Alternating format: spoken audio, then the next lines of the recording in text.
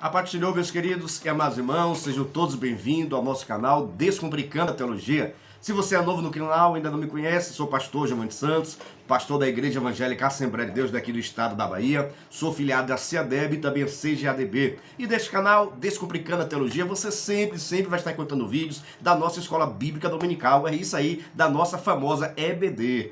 Toda segunda-feira nós temos vídeos novos com relação à lição dos adultos, toda segunda, toda terça a lição dos jovens, toda quarta a lição dos juvenis, toda quinta-feira a lição dos jovens e a sexta-feira sempre estou folgando ou de vez em quando eu boto algum subsídio teológico, tá bom? Você vai encontrar também neste canal muitos vídeos relacionados à escatologia. Eu sou autor deste livro, olha, Descomplicando a Escatologia. Eu gosto de descomplicar as coisas, tá bom? Eu vou deixar aqui na descrição desse vídeo as playlists da nossa EBD.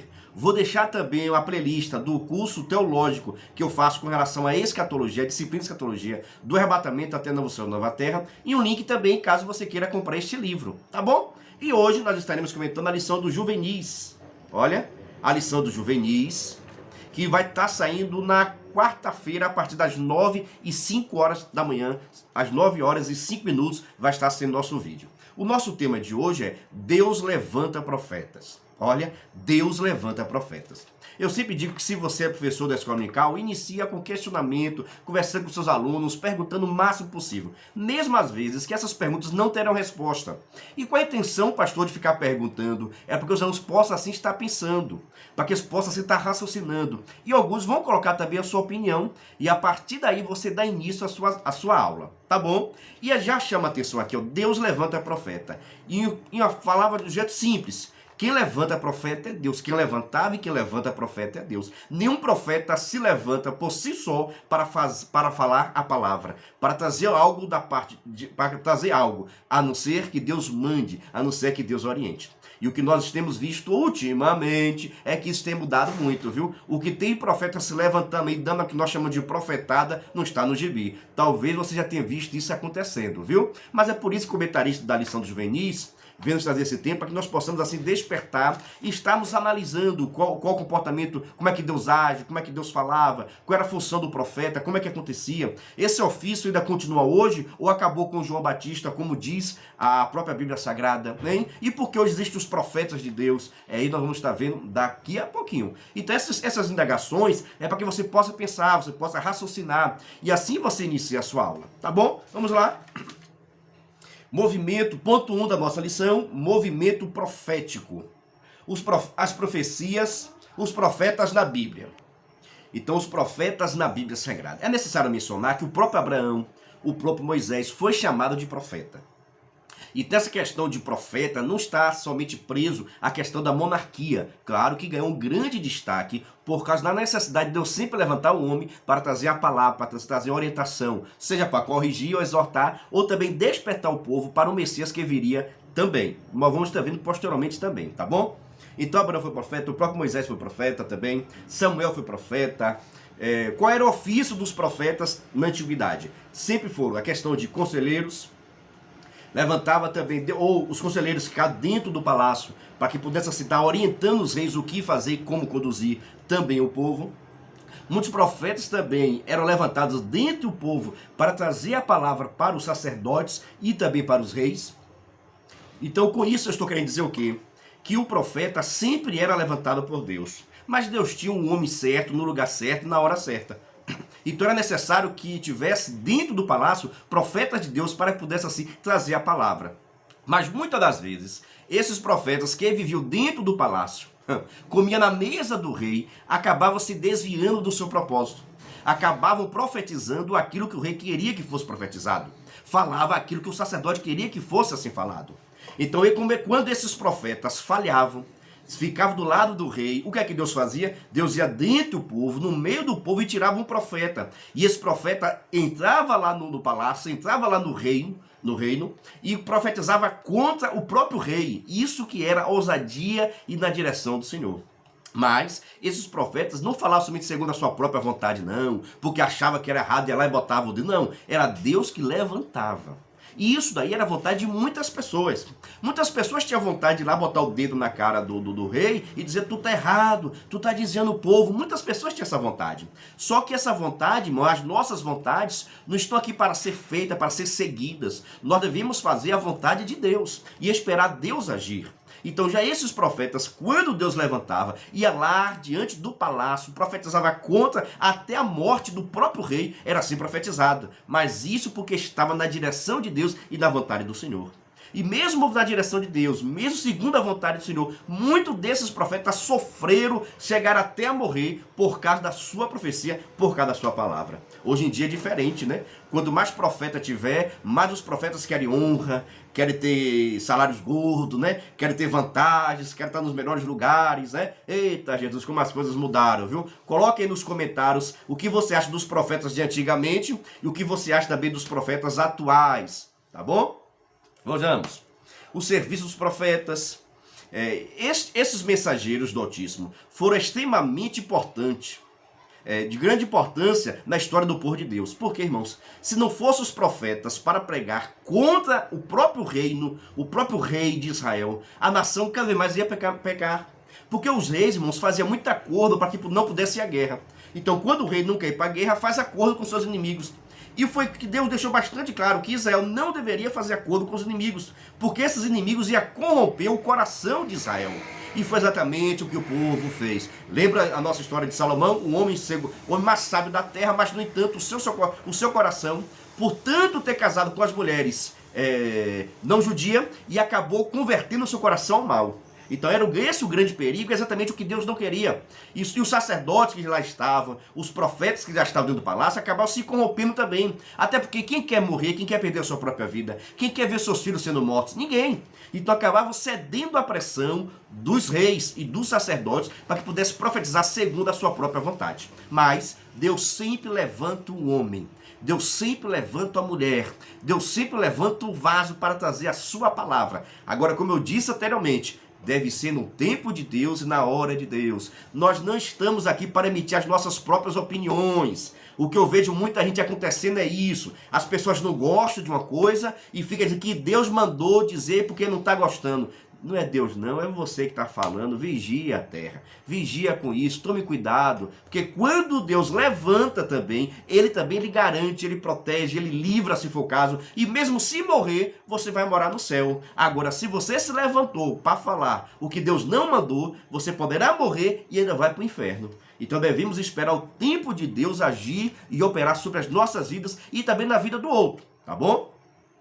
Tipos de profetas. Existiam os profetas chamados literários. Quem são os profetas literários? São os mais importantes ou são menos importantes? Já pensou nisso? Os profetas literários foram os profetas que escreveram, foram inspirados para escrever a Bíblia Sagrada. Você conhece algum profeta? Quais são os profetas literários? Isaías, Jeremias, Ezequiel, Malaquias, Esdras, sacerdote, né? Que mais? Próprio Moisés, que mais? Então existiam vários profetas literários. Todos aqueles que escreveram, foram inspirados por Deus para escrever a Bíblia Sagrada. Tá bom? São os profetas agora destinados, profetas maiores e profetas menores. Os profetas literários são divididos. Profetas maiores. Quem são os profetas maiores? Foram aqueles que escreveram mais.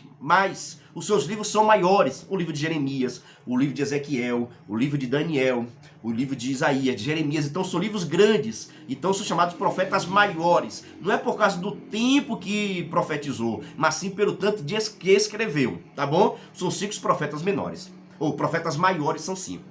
Já os profetas menores são assim chamados por causa dos seus escritos, por causa dos seus livros e não por causa do tempo de duração do seu ministério. E nem questão também da importância, um foi mais importante do que o outro, que são os 12 profetas menores que estão ali desde vai de Daniel até Malaquias. Olha, de Oséias até Malaquias. Até você entendeu? Porque Daniel entra nos profetas maiores. Até você pegou?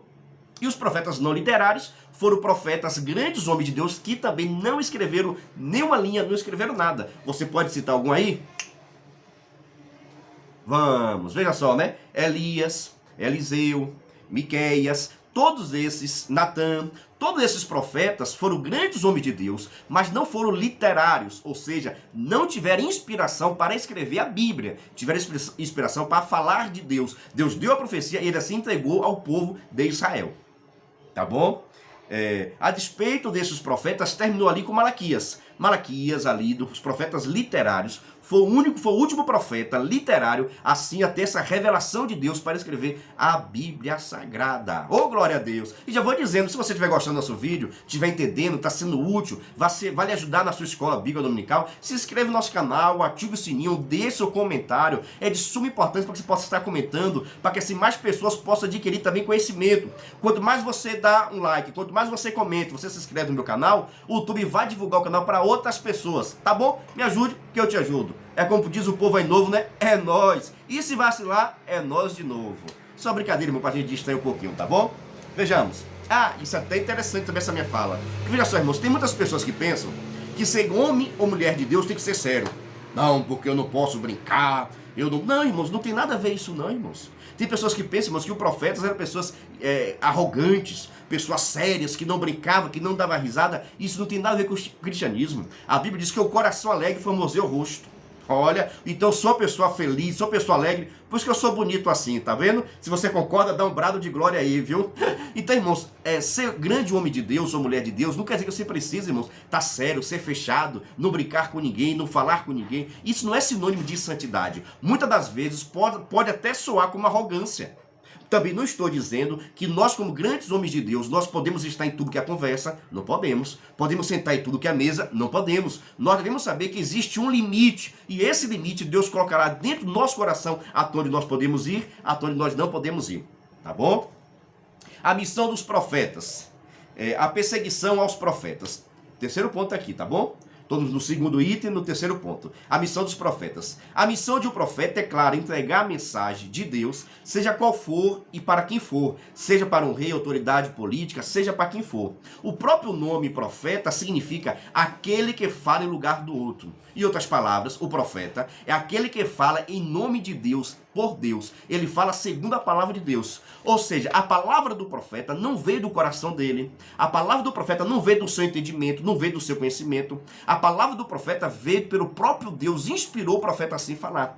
Por isso que muitas das vezes o profeta vai falar grandes revelações desconhecidas por todos, segredos por todos, mas conhecida de Deus. Então o profeta é aquele que fala segundo a vontade de Deus e não segundo a sua própria vontade. O que nós temos visto na atualidade são pessoas dizendo que são profetas de Deus, mas estão falando segundo a sua palavra. E essas pessoas têm que ser repreendidas para que possam aprender qual é o seu devido lugar. Tá bom? Então, pelo fato de os genuínos profetas entregarem exatamente o que o Senhor mandava, nem sempre a mensagem é agradável. Olha só, na verdade, a maioria das vezes que Deus levantava um profeta era para trazer correção ao povo. A maioria das vezes, quando o povo pecava, Deus levantava um profeta.